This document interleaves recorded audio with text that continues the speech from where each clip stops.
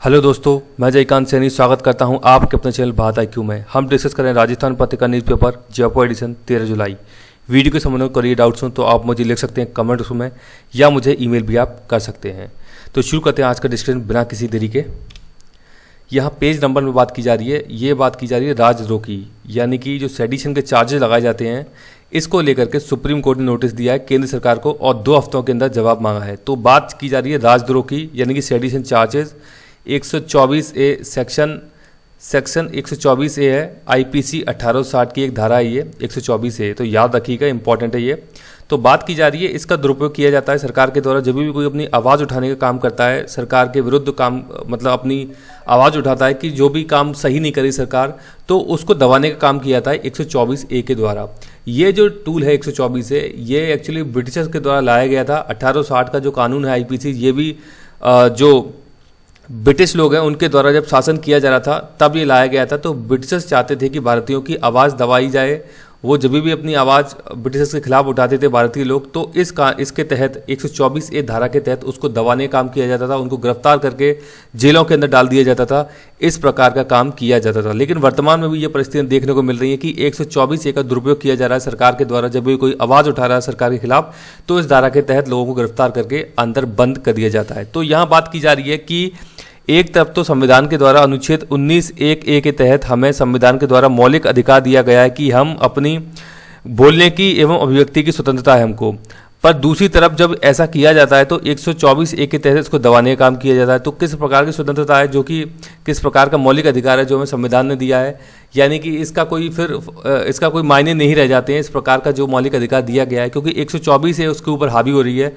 उसके द्वारा इसका दुरुपयोग किया जा रहा है जो हमारा मौलिक अधिकार है। तो ये सारी की सारी चर्चाएँ की जा रही हैं। तो इसको लेकर के अभी सुप्रीम कोर्ट ने केंद्र सरकार से जवाब मांगा है नोटिस के द्वारा।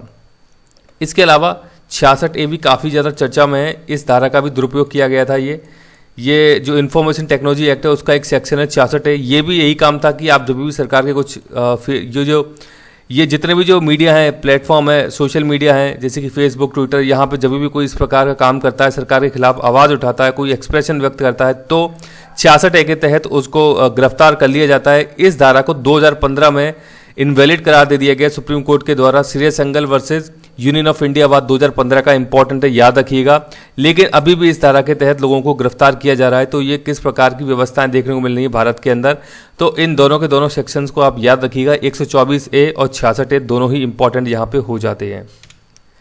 ये बात की जा रही है कोरोना वायरस को लेकर, कोरोना का कहर थमने का नाम नहीं ले रहा अभी। तो डेल्टा जो है, डेल्टा एक वेरिएंट है कोरोना वायरस के अंदर, डेल्टा तमाम वेरिएंट पर भारी है। देश में तीसरी लहर से मुकाबले की तैयारी अभी की जा रही है, ये बात कर रहे हैं यहाँ पे। तो बात कर रहे हैं युवाओं पर डेल्टा वेरिएंट का हमला हो रहा है, कई देशों में बेकाबू हो गया है ये।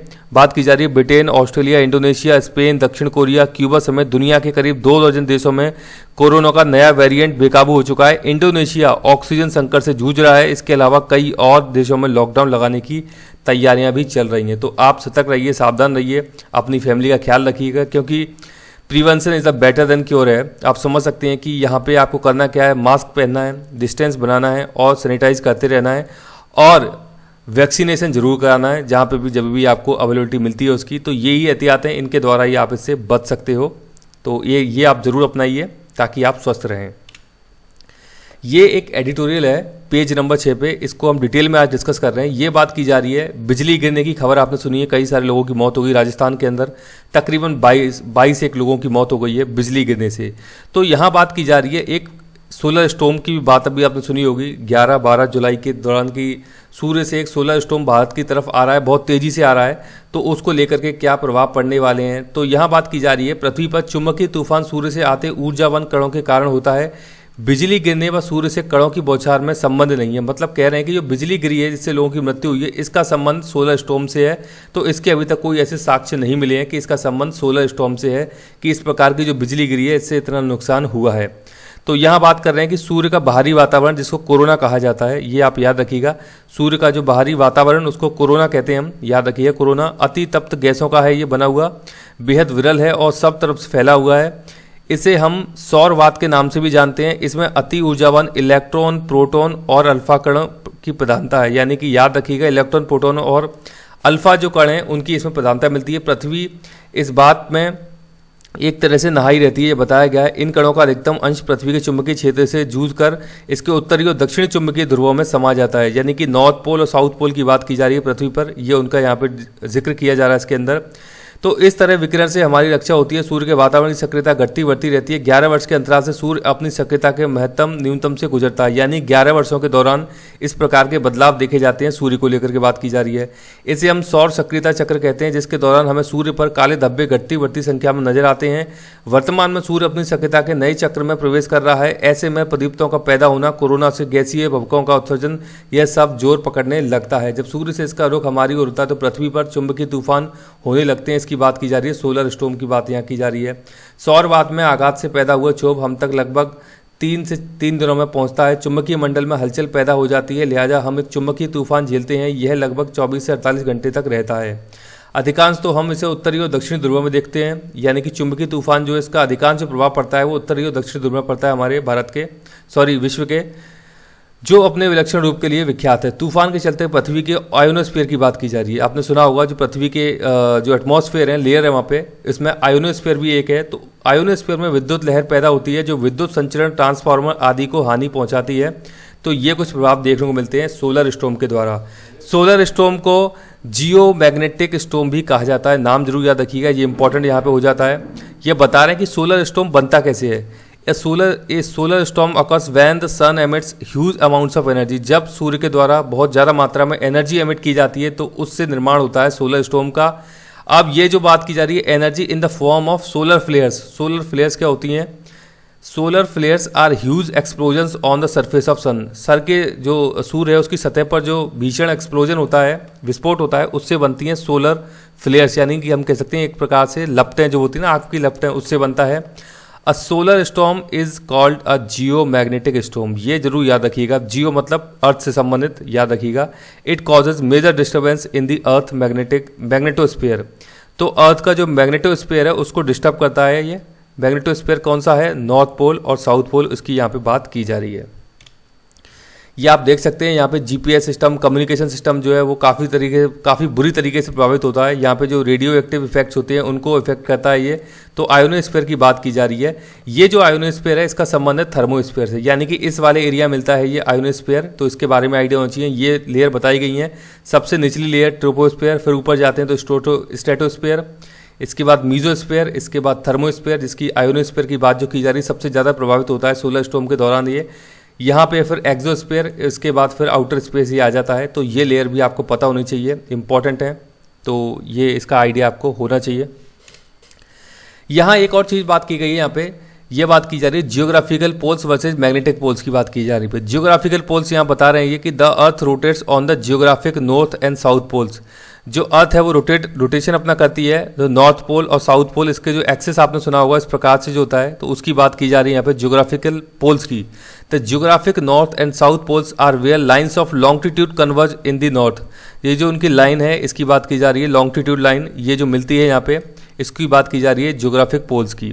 The south and north pole are directly opposite to one another, यानी कि ये एक दूसरे के विपरीत होते हैं। उत्तरी और दक्षिणी जो पोल हैं, ध्रुव हैं, इसकी बात कर रहे हैं। मैग्नेटिक नॉर्थ पोल की बात की जा रही है। The earth acts as one big magnet. तो हमारी पृथ्वी है वो एक प्रकार से बड़ी चुंबक की तौर पर काम करती है यहाँ।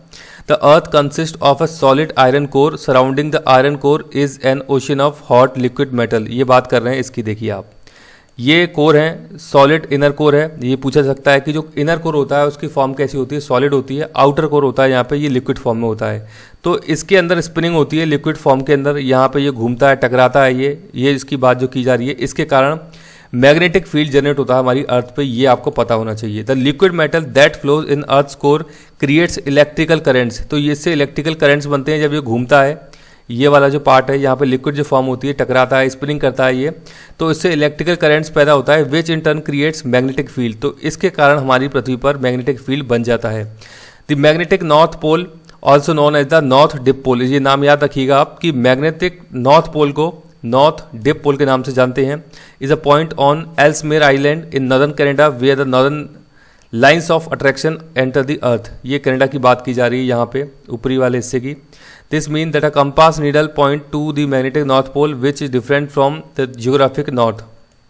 तो कंपास की यहाँ बात की जा रही है, आपने देखा होगा कंपास में नॉर्थ और साउथ की तरफ एक सुई जो होती है वो अट्रैक्ट करती है चुंबकीय क्षेत्र के लिए, वो आपको बताने का काम करती है कि नॉर्थ किस दिशा में है और साउथ किस दिशा में है, आपको डायरेक्शन देने का काम करती है। यहाँ पे बात की जा रही है ये अर्थ शिफ्टिंग मैग्नेटिक नॉर्थ पोल, ये जो मैग्नेटिक नॉर्थ पोल है ये भी शिफ्ट होता रहता है, दिखाया गया है ये 1590 में कहा यहाँ पे था, फिर 1730 उससे लेकर के ये चल रहा है 2019 तक, और बता रहे हैं कि ये हर वर्ष 48 किलोमीटर की रफ्तार से आगे बढ़ रहा है सर्बिया की तरफ, यानी कि इस तरफ आ रहा है ये शिफ्ट हो रहा है ये।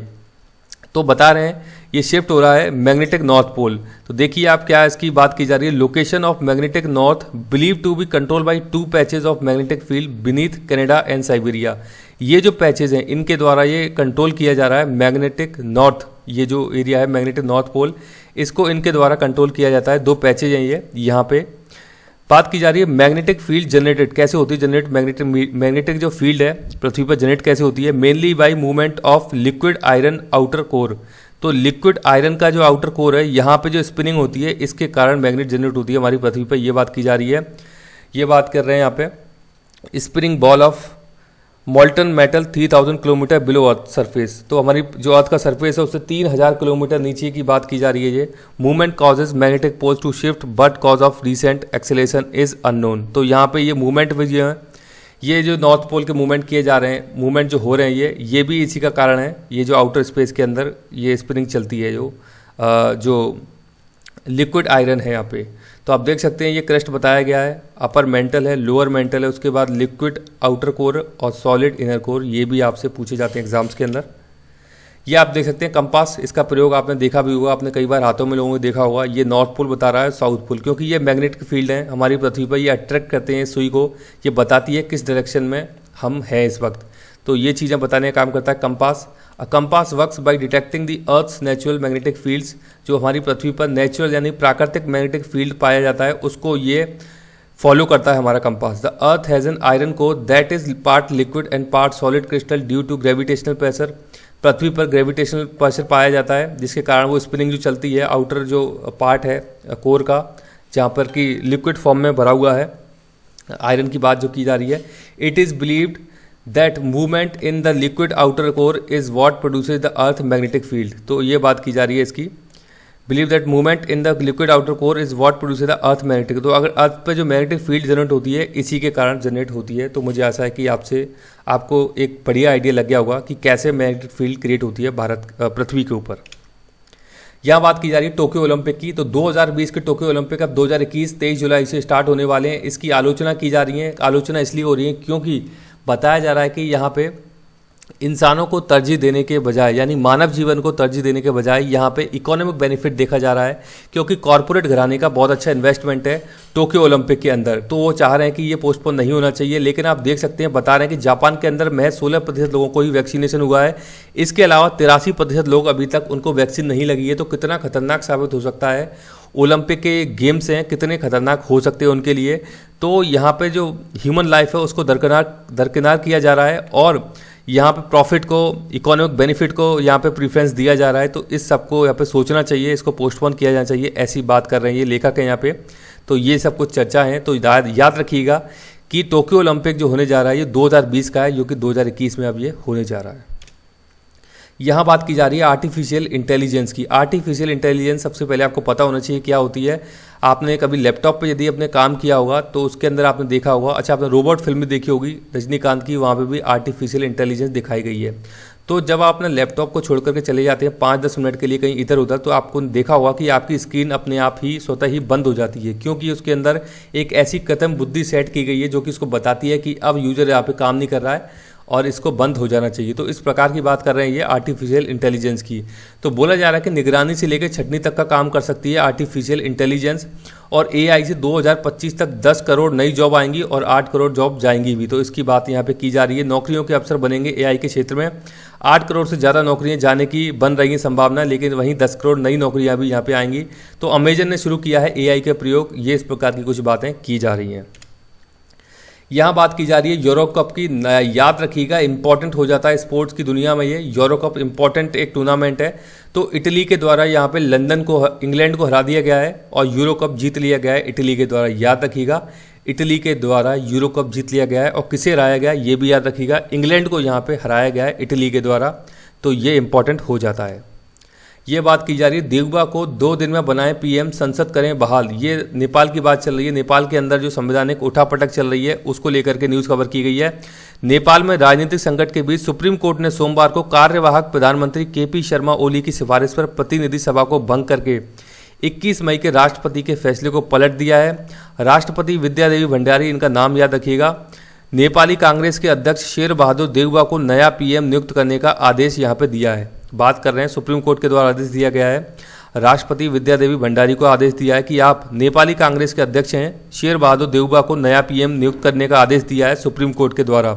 मतलब अब सुप्रीम कोर्ट के आदेश के आधार पर नियुक्ति होगी वहाँ के पीएम की। अदालत ने राष्ट्रपति को मंगलवार शाम 5 बजे तक देवबा को पीएम बनाने व 18 जुलाई शाम 5 बजे तक प्रतिनिधि सभा बुलाने का आदेश दिया है। यह अहम फैसला देवबा सहित 140 सांसदों की एक याचिका और 30 रिट याचिकाओं पर दिया गया है। तो याद रखिएगा नेपाल में जो उठापटक चल रही है ये इंपॉर्टेंट हो जाता है, पूछा भी जा सकता है आपसे।